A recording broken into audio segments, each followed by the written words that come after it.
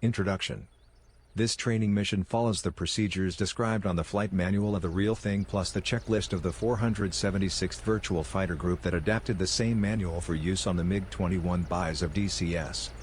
The step numbers, when provided, corresponds to those of the 476th checklist, and are given to allow easy reference to it.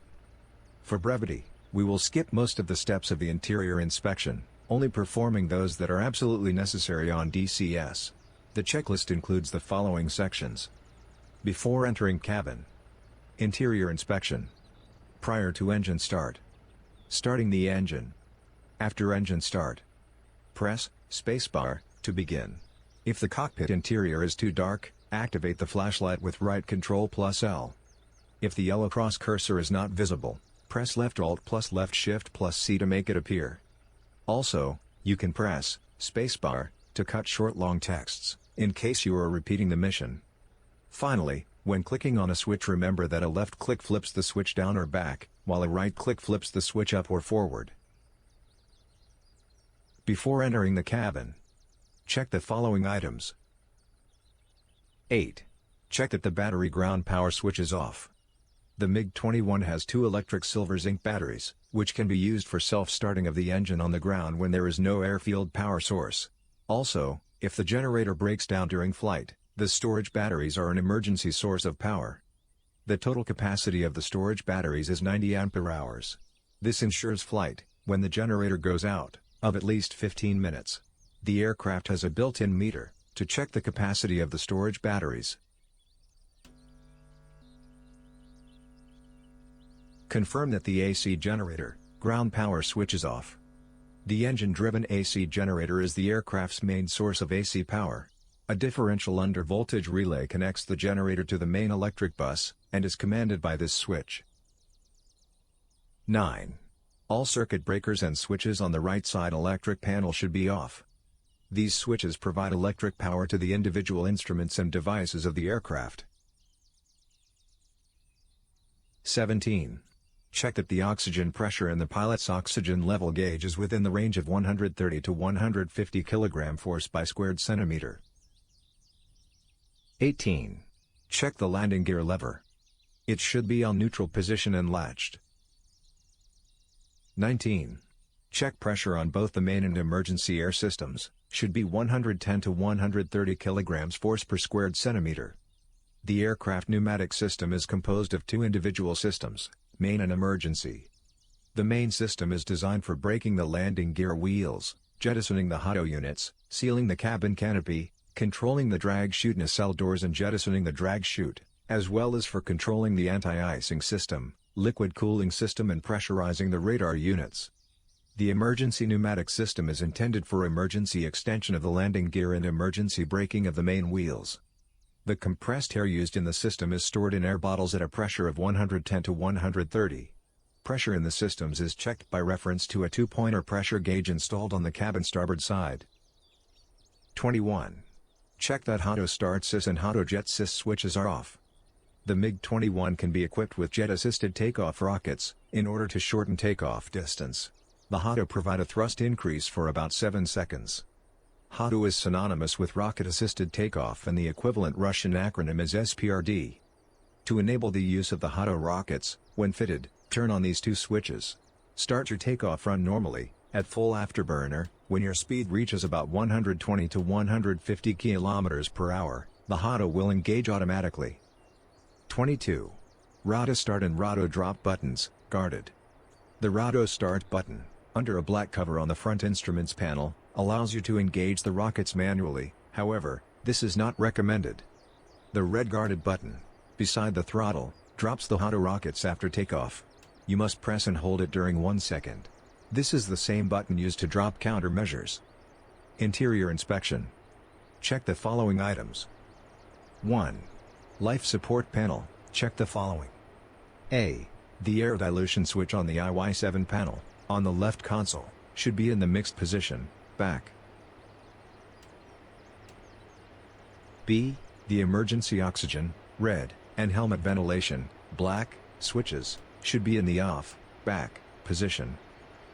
3. Cockpit air conditioner selector switch, set to the auto position. 4. Engine starter mode switch, set to normal start. The cold start position is actually a cold crank, and allows the engine to be cold cranked to drain off the jet pipe.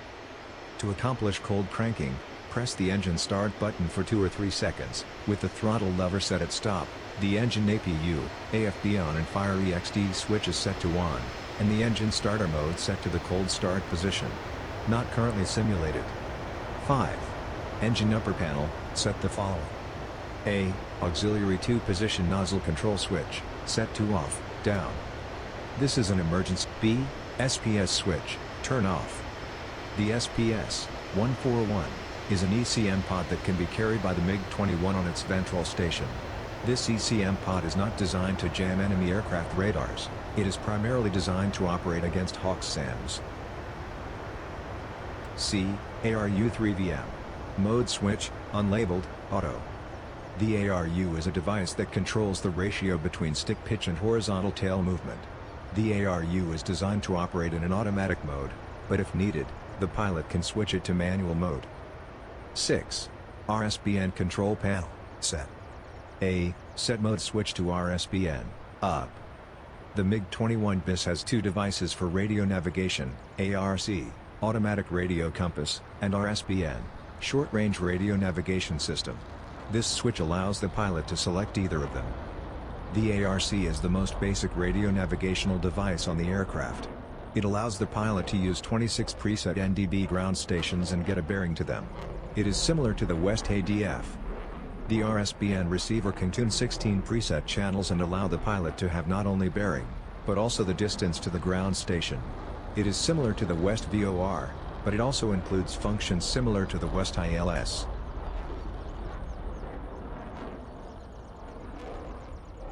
B. Select RSBN channels, for navigation and for landing. On the kneeboard you can find a list of RSBN stations for your current map. For this mission select the RSBN station of Senaki, number 14. A right click turns the knobs counterclockwise, while a left click turns it clockwise. C. Set the RSBN volume knob to its mid position. On flight, use the knob to adjust the volume of the identification Morse code received from the RSBN station. 7. Engine lower panel, set the following. A. Emergency nozzle switch, set to auto, up. The anti-surge door on the engine exhaust is operated by a control system that can function either manually or automatically, as set with this switch. B. Cone auto man switch, auto. The position of the air intake cone depends on the engine speed, airspeed and flight altitude. As the RPM are reduced and/or the airspeed is increased, the cone is extending, and vice versa. The air intake electro-hydraulic control system is provided with manual control, apart from automatic one. To select manual control over the air intake cone, set this switch to the man position. Then the pilot can move the cone manually, using the knob on the cone position indicator so as to match the broad pointer with the narrow one. 8. Drop chute button, guarded. This button is used to release the landing parachute. 9. Engine forward panel, check the following. A. Auto gear brake switch, on. This switch activates the anti-skid system for the wheel brakes. B. The engine air start switch is in the off position, down, and locked, lock not simulated. C. Afterburner switch, on. The engine of the MiG-21 BIS has a 2-stage afterburner, this switch enables the first stage. D. Engine APU switch, on. There is actually no APU in the MiG, this is a bad translation for engine start unit. The switch actually arms the starter-AC generator used for engine start and power generation once the engine is running. It is left on so that the engine can be restarted in flight if it flames out. E. Fire extinguisher switch, on. This switch enables the fire extinguisher on the engine bay. 10. Throttle, confirm that the throttle lever is in the stop position, both on the sim and on your HOTAS. 12. Fire extinguish button, check that it is guarded.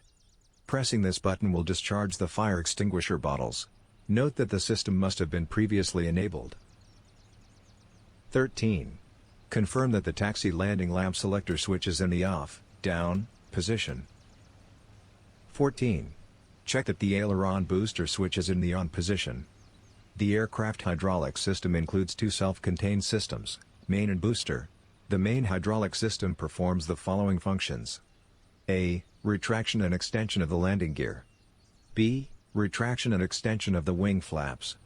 C. Control of the air brakes. D. Control of the jet exhaust nozzle flaps. E. Operation of one chamber in the stabilizer two-chamber booster. F. Automatic braking of the wheels during landing gear retraction. G. Retraction and extension of the air intake cone. H. Control of the derumble doors. I. Control of the electronic equipment bay cooling system. The booster hydraulic system ensures operation of one chamber in the stabilizer two-chamber booster and operates the two aileron boosters. This switch is only used in the event of an emergency, when because of some failure or damage the aileron's hydraulics are lost, so that the pilot can manually operate them setting the switch to off. 15. Confirm the AP pitch power switch, off. This autopilot switch is located on the right console and can be used to disengage the AFCS pitch channel when the autopilot is functioning in the stabilization mode. 17. The master mode air-ground, and the weapon mode IRSAR switches are set to positions required for the given flight mission. A. Master mode, set to air or ground. For our configuration, set to air. B. Missile mode, set to SAR, down, for radar-guided air-to-air missiles. 17B. The weapon selector knob is adjusted to a position required for the given flight mission. For this mission, set it to 1, inner left pylon. 18. Check that the ASP gun sight mode gyro, MSL lever is in the missile position, up. 19. Check that the RSBN, proceed nav landing switch is in the nav position. The RSBN has three modes of operation: navigation, proceed, cloud penetration - descent mode, and landing. The latter is equivalent to the Western ILS system. 20. Confirm that the nose cone position dial pointers are in the 0 position. The white needle shows current position of the nose cone. When using manual control, the knob allows you to rotate the black-white needle to the desired position. The white needle will follow, indicating that the cone is moving to the desired position. 21. Check that the outer, inner beacon selector is set at outer. 22. Check that the radio compass distance counter reads as required. 23.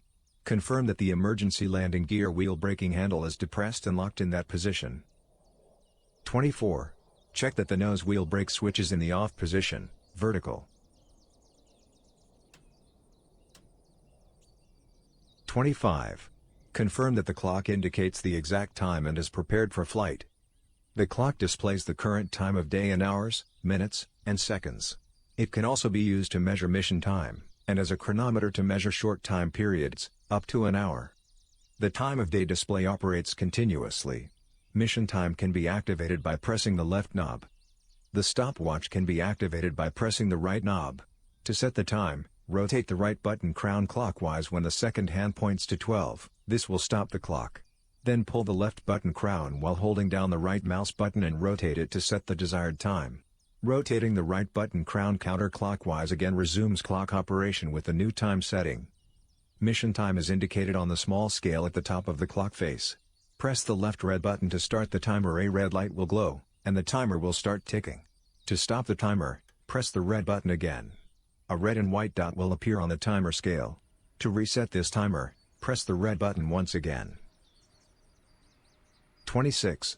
Check that the red covers of the external store's emergency jettison buttons, outboard and inboard, are closed. 26B. Confirm that the red cover of the emergency launch missile rocket button is closed. 27. Check that the tactical drop switch is locked in the off position. 28. Confirm that the radio altimeter's low altitude selector is set to off. 31. SOD57 transponder panel, set. SOD57 is a civil transponder used by the ATC to more precisely determine the distance to our aircraft. Unfortunately, this device has no usability in DCS and it is not simulated. A. ATC switch, on. B. ATC mode knob, set to guidance, course.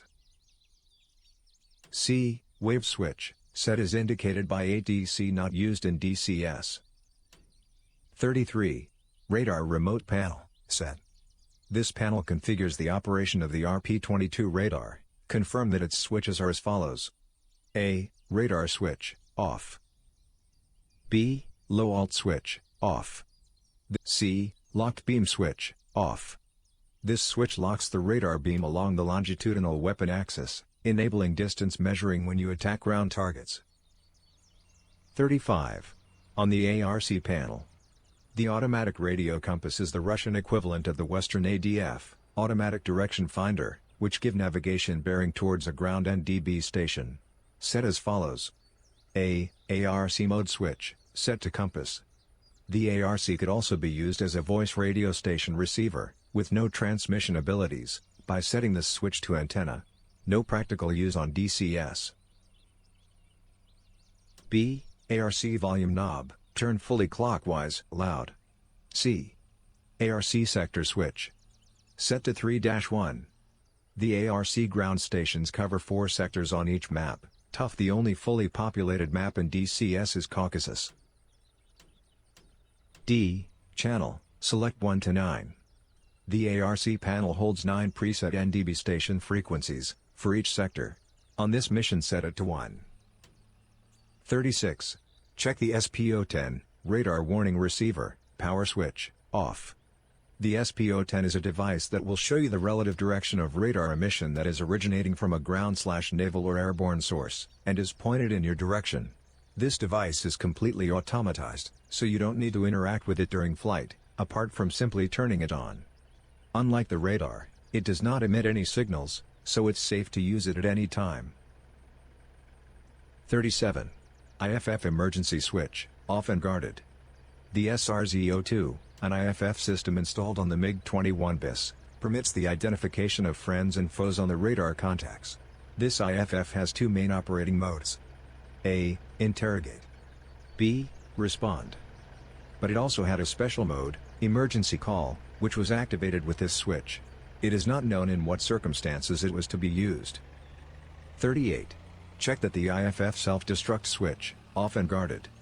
To be used in case the aircraft was going to crash on enemy territory, as the IFF codes were secret. 39. IFF code selector dial, as assigned. This dial allows the pilot to select the current IFF code among 12 available. Not simulated on DCS simplified IFF interrogation. 40. Communication radio panel.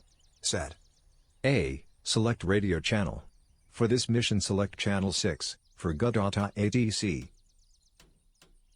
B. Volume knob, turn fully clockwise, louder. C. Set mode switch, set to radio. D. Set the squelch switch, set to on, up. 41. Set the cone power switch, on. Prior to engine start. 1. Barometric altimeter, set. This instrument measures barometric altitude up to 30,000 meters. The small needle points to an altitude in km while the big needle points tens of meters. Adjust the atmospheric pressure knob to the one stated on the mission briefing. 2. Check the voltage and capacity of the aircraft batteries, with the following procedure. A. Turn on the following switches. Battery ground power, dispenser tank fuel pump switch, set to on.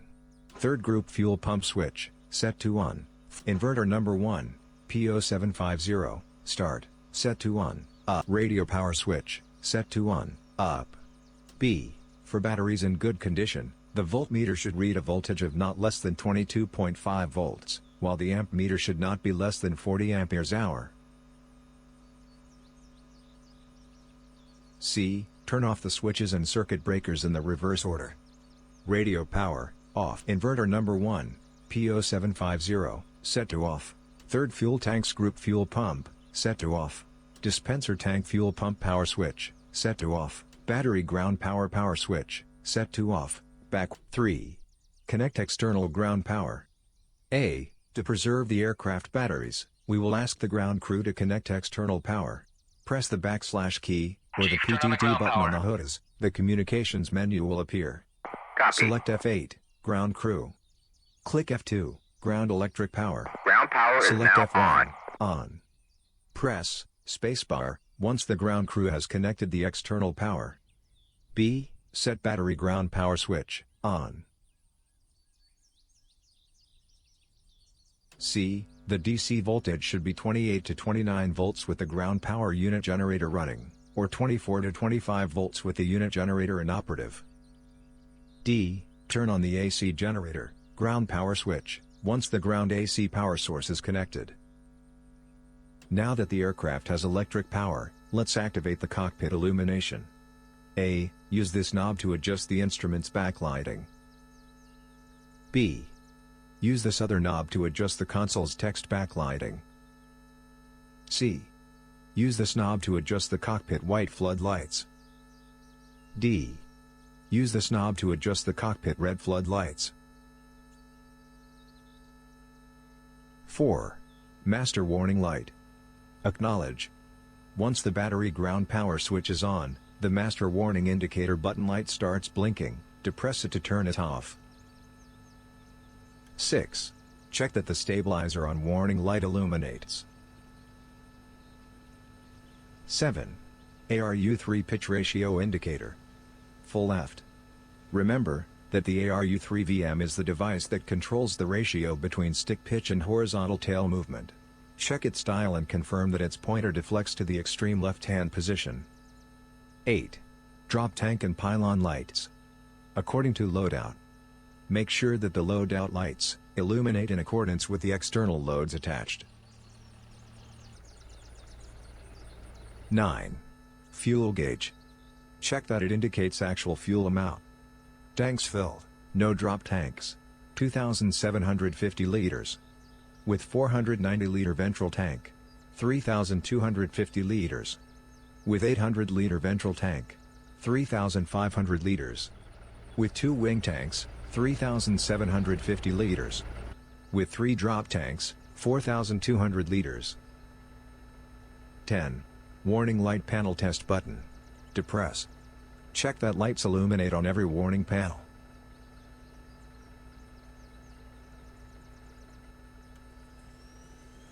11. Check for serviceability of the brake system with the nose wheel brake engaged and disengaged. With the brake lever fully pressed, the pressure should be within the limits of 9 to 10 kg per square centimeter. A. Nose wheel brake. Set to on, lever horizontal. B. Brake lever. Hold the flight stick's brake lever fully pressed. C. Brake pressure. Check that it is between 9 to 10 kg per square centimeter.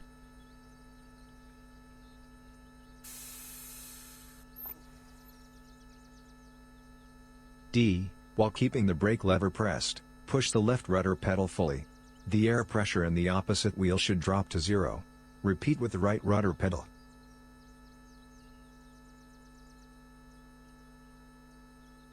D. We will repeat the test, this time with nose wheel brake off, lever vertical. E. Brake lever. Hold the flight stick's brake lever fully pressed. F. Brake pressure. Once again, confirm that it is between 9 to 10 kg per square centimeter. H. While keeping the brake lever pressed, push the left rudder pedal fully. The air pressure in the opposite wheel should drop to 0. Repeat with the right rudder pedal. 15. Navigational instruments, check. We will now perform an integrated functional check of the DA200 combined instrument, which comprises a gyroscopic horizon, the KCM compass system, the FDS, flight directional system, and an angle of attack indicator and warning unit. A. Artificial horizon. Turn the knob to align the pitch correction index with the 0 mark of the roll scale. Not simulated. B. Switch gyro FDS, DA200 radar AP signal. Set to on. C. Switch gyro FDS, AP, RDR, signal. Set to on. D. Make sure that the warning light on the gyro horizon indicator is illuminated. It should go off within 15 seconds. The pitch scale of the instrument should move until it is at the 0 mark. E. FDS circuit breaker, set to on, up. G. Artificial horizon. The gyro horizon indicator should indicate the aircraft ground pitch and bank angles correctly, within 1.5 to 2 minutes of the warning light extinguishing. On our case, the aircraft is completely level and the instrument should reflect it.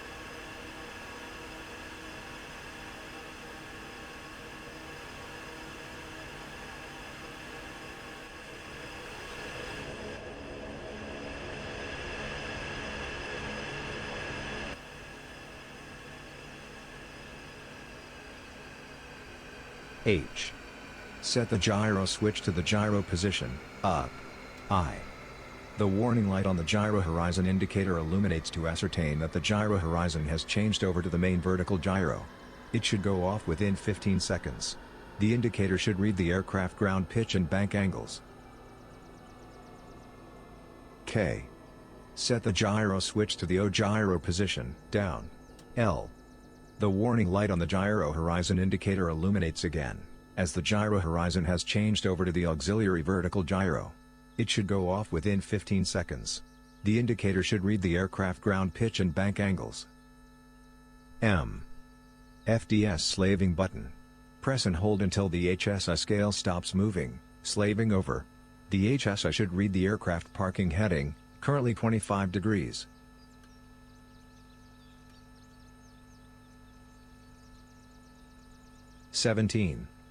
To accomplish an integrated functional check of the radio set, radio compass, RSBN equipment, radio altimeter, marker beacon receiver and IFF transponder, switch on the following circuit breakers.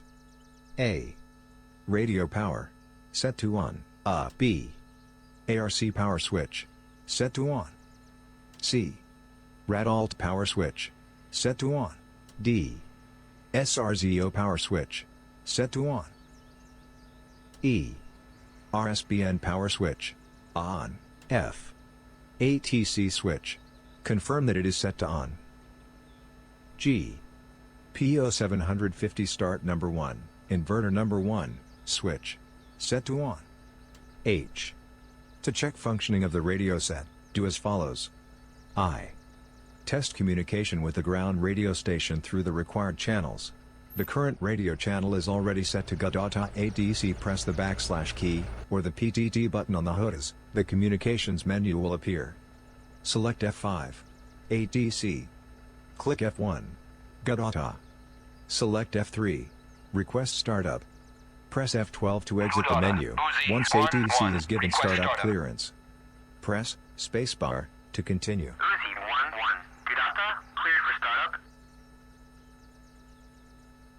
B. Check functioning of the noise suppressor, squelch. When the sequel switch is placed in the off position, some noise can be heard. When it is turned on, no noise should be heard. Leave it on. 19. ARC check. For testing the radio compass, proceed as follows. A. RSBN, ARC navigation mode switch, set to ARC.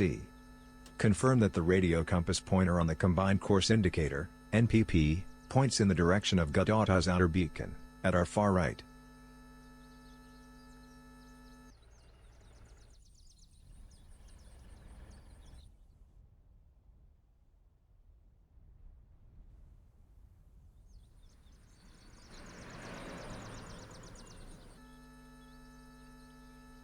B. Adjust the radio comp switch on the radio set control panel to comp and the function switch on the radio compass control panel to ANT. The Morse call sign of the outer beacon should be heard. Press spacebar to continue. C. Set the outer, inner switch to inner and confirm that the call sign of the inner beacon is heard. On our current airbase, there is only one beacon, so both switch positions point to the same station. D. Leave the beacon switch at outer, the antenna switch at comm, and the radio switch at radio.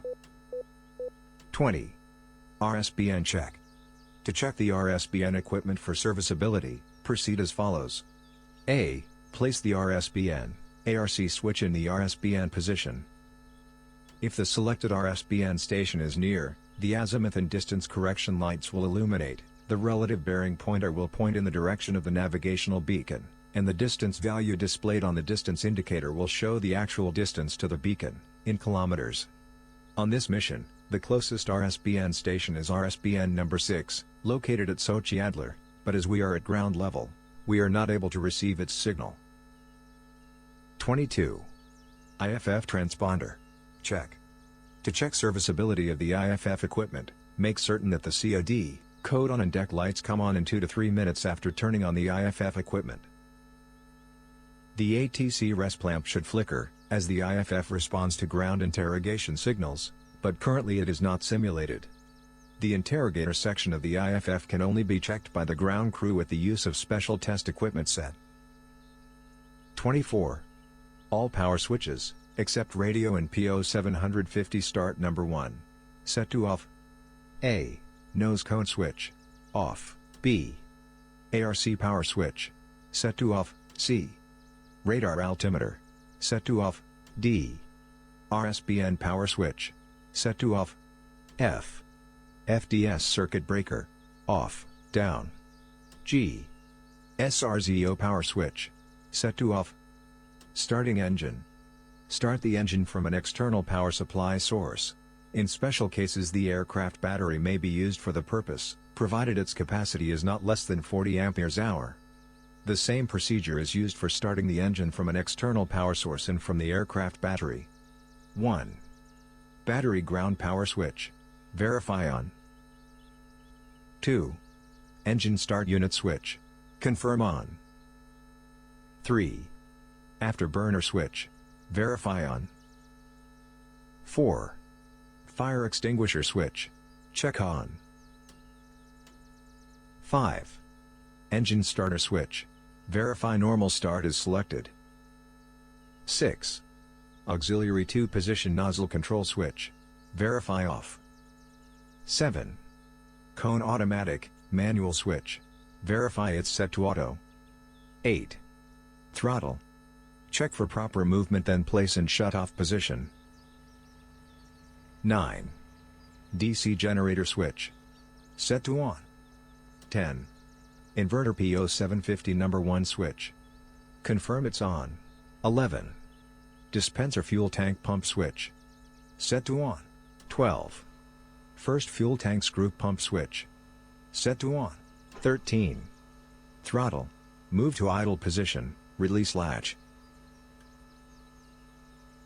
14. Engine starter button. Depress and hold 2 to 3 seconds.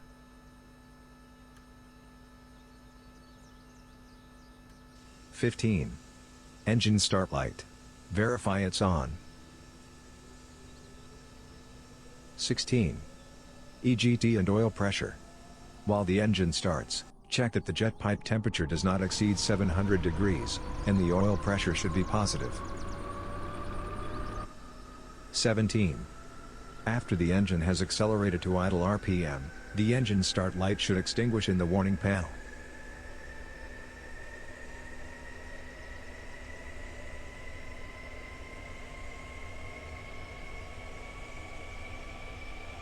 18. Check that the low pressure rotor speed reaches idle. It should be 30 to 38%. 19. Verify that the jet pipe temperature does not exceed 420 degrees Celsius. 20.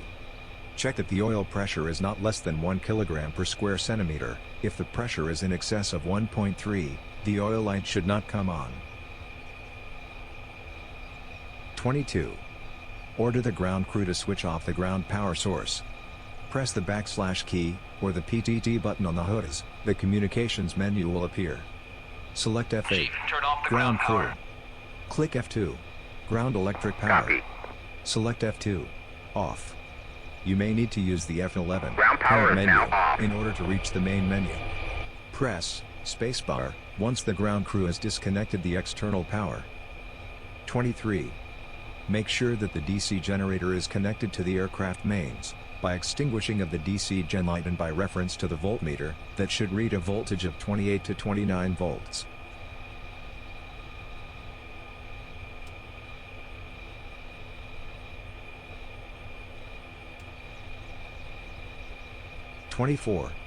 Check that the AC generator is likewise connected to the aircraft mains, by referring to the AC gen light which should go off. Note: If the AC gen lamp is still lit, turn off the AC generator circuit breaker and then turn it on again. 25. Next, energize the aircraft systems. A. Inverter P0750 number 2 switch. Set to on. B. Third group fuel tanks pump switch. On. C. RWR switch. On, to activate the radar warning receiver. D. Trim system power switch. Set to on. E. ARC power switch. On. F. Rad alt power switch. On, to G. FTS switch. On, to enable the navigation systems. H. Gyro switch. Set to gyro, to power and select the main gyroscope for navigation. I. Cam power switch. On, to enable the gun video camera. J. SRZO power switch. Set to on, to enable the IFF system. K. Flight rec power switch. On, to enable the flight data recorder black box, not simulated. 26. If the engine has not been tested or warmed up by the ground crew, you can run up the engine with the following procedure. First, make sure to enable the nose wheel brake, by turning the highlighted lever to the on position. Next, press the wheel brakes, with pedals or the W key. A. Smoothly advance the throttle lever to obtain an N1 rotor speed of 88 to 90%.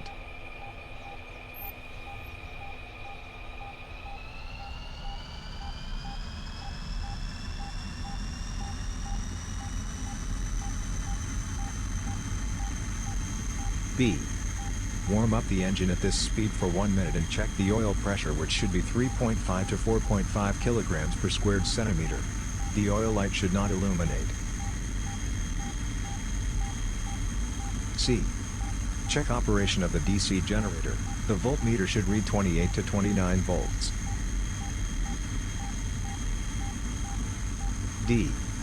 Smoothly shift the throttle lever to military power, and keep the engine running at this power setting for 10 to 15 seconds.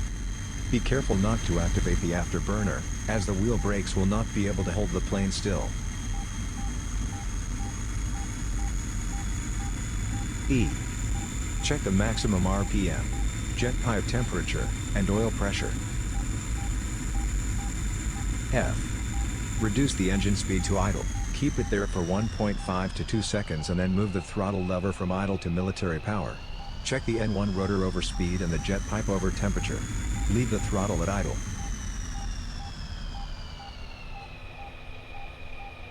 (27) The pilot of the real MiG-21 can also test the engine with afterburner on, but as the simulation does not include wheel chocks and the aircraft's wheel brakes are not able to hold the plane still, we will omit this test.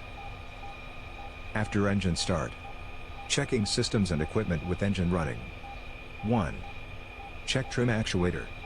Shift the thumb switch on the control stick backward and forward. The relieved control stick should follow the stick movements.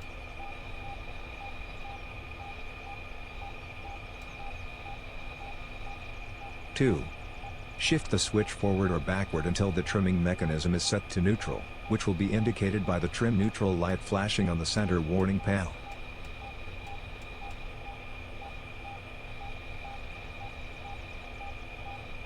3. We will now check the functioning of the aircraft control system. As the sim doesn't simulate the ground crew checking the surfaces from outside, please enable the controls overlay by pressing right Control plus Enter keys.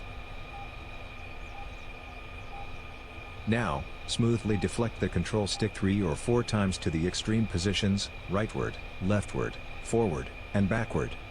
The control stick should travel smoothly, without creeping or jerks. The trim neutral light should keep lit in the light panel while the control stick is being moved all the way forward and backward. Check to see that rudder can be fully displaced. To finalize the check, close the controls overlay by pressing the right Control plus Enter keys. 4. Next, check the functioning of the hydraulic system and hydraulic pumps, using the following procedure. A. Check the pressure in the hydraulic systems with the control stick centered. The gauge is a dual unit, the right side indicates main system, left side indicates booster system. The pressure in the main hydraulic system should be higher than 180 kilograms by squared centimeter. In the booster hydraulic system should be higher than 185. B. Move the control stick diagonally several times as rapidly as possible. The pressure in the main hydraulic system should not drop below 175 kg per squared centimeter, and that in the booster system should not drop below 165.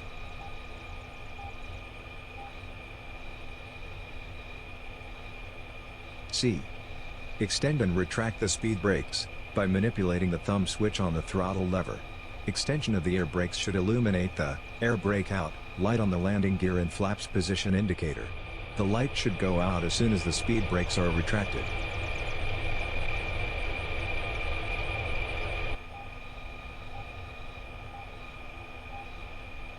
D. Extend the flaps to the landing position. When the flaps are down, confirm that the flaps out light comes on. E.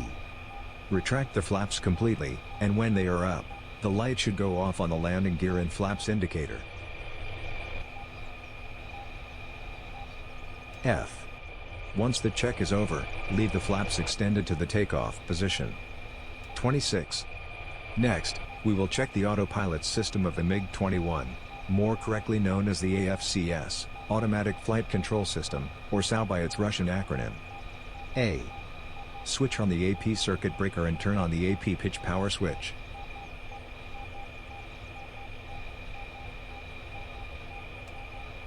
B. The AFCS has 4 modes: automatic, stabilization, recovery, and directional. To check the latter mode, ensure that the flight directional compass system is properly slaved, by checking that the FDS switch is on the nav position, and confirm that the compass heading on the NPP is correct for a ground position.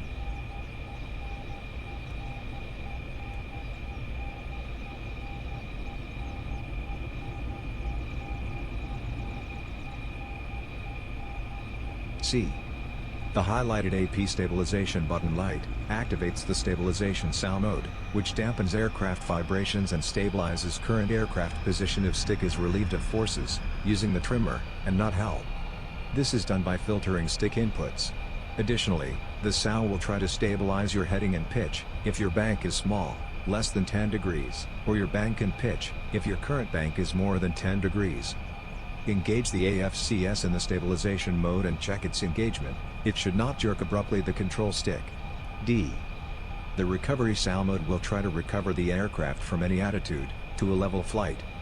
Enable this mode with the highlighted button on the flight stick, and check its engagement.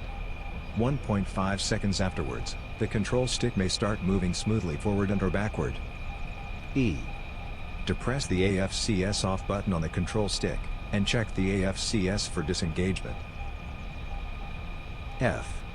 Shift the control stick to the neutral position by manipulating the pilot's trim thumb switch.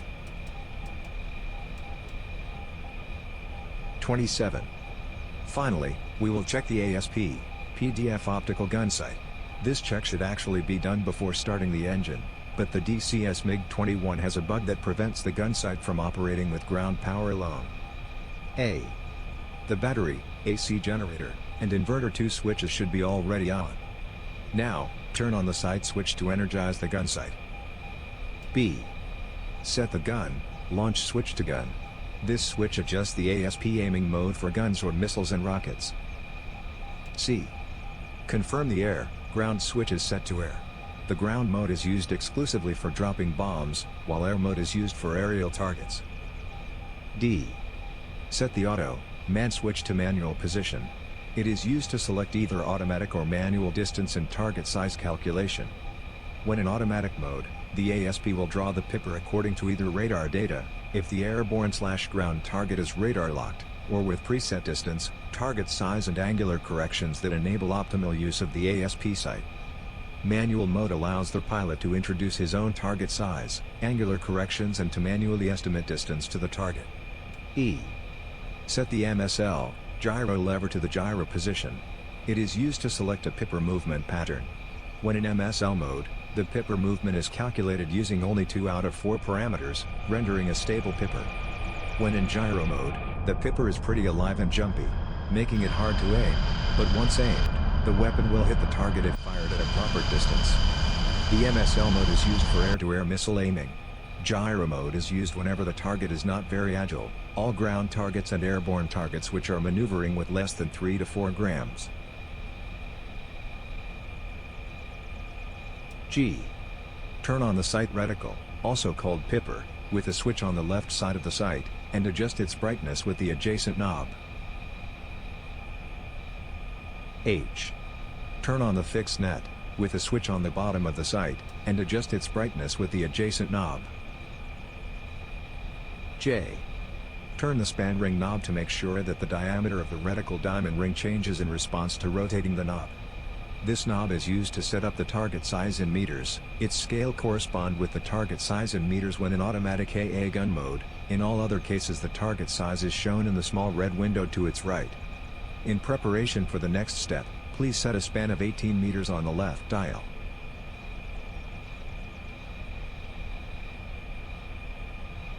K.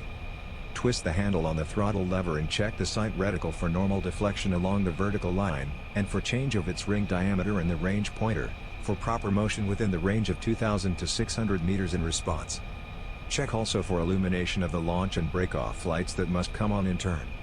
On the top left of the sight is the launch authorized red light, which will illuminate when the target is within the weapon firing range. On the top right is the break-off red light, which indicates when the pilot should perform a brake maneuver, both for airborne and ground targets. L. Make certain that the sight reticle central dot is caused to sharply move upward, the range-finding diamond ring gets enlarged and the break-off light illuminates when the throttle lever handle is turned in the direction of the minimum range as far as it will go. All this testifies to the fact that the sight has been changed over to the 300-meter fixed range. M. Place the air, ground switch in the ground position. Rotate the throttle lever handle to make certain that the launch light illuminates when at a range of 1,950 meters. The break-off light illuminates at a range of 1,200 meters for the case of launching Type C5 rockets and firing the gun.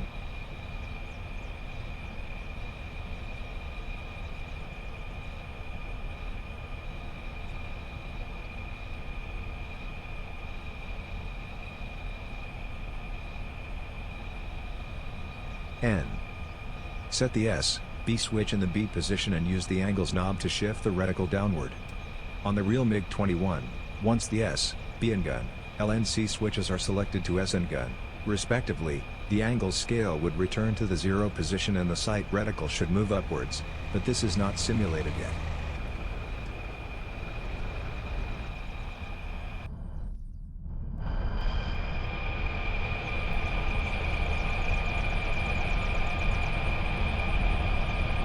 O. When through with the sight check, set the gyro, MSL switch to the MSL position and place all other switches to the positions required. This finishes the cold start training lesson for the MiG-21. We have covered the following procedures. Before entering the cabin. Interior inspection. Prior to engine start. Starting the engine. After engine start. We hope that you have enjoyed learning about the different systems of the MiG-21. On the next training mission, we will